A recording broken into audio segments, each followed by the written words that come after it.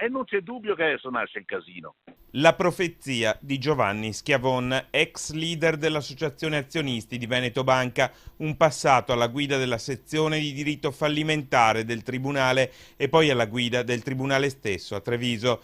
Uno insomma che di fallimenti e di diritto fallimentare ne sa qualcosa. Su Popolare di Vicenza e Veneto Banca, spiega Schiavon, si è evitato il bail-in, ma in casi come questo a regolare quel che succede è il diritto fallimentare. È un fallimento, sostanzialmente un fallimento pilotato, è ovvio, pilotato. Secondo Schiavon, la procedura di liquidazione amministrativa funziona come un fallimento e l'assegnazione di patrimonio solo ad alcuni creditori a pochi mesi dal default costituisce una violazione del diritto di ogni creditore di essere posto sullo stesso piano. Insomma, chi ha transato i 9 euro a azione potrebbe anche vedersi in astratto costretto alla restituzione. Teoricamente si può mettere in discussione la stessa revocabilità delle transazioni.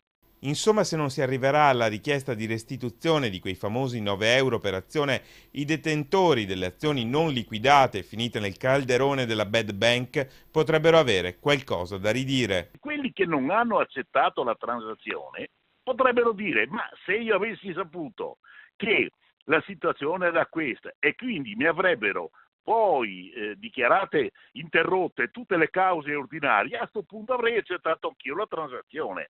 Un assaggio di quel che sta già succedendo in queste ore nei tribunali. A Verona il giudice Massimo Vaccari, autore delle prime decisioni sulle azioni azzerate, ha dovuto prendere atto della nuova situazione aperta dal decreto varato domenica dal governo. Risultato: cause ferme.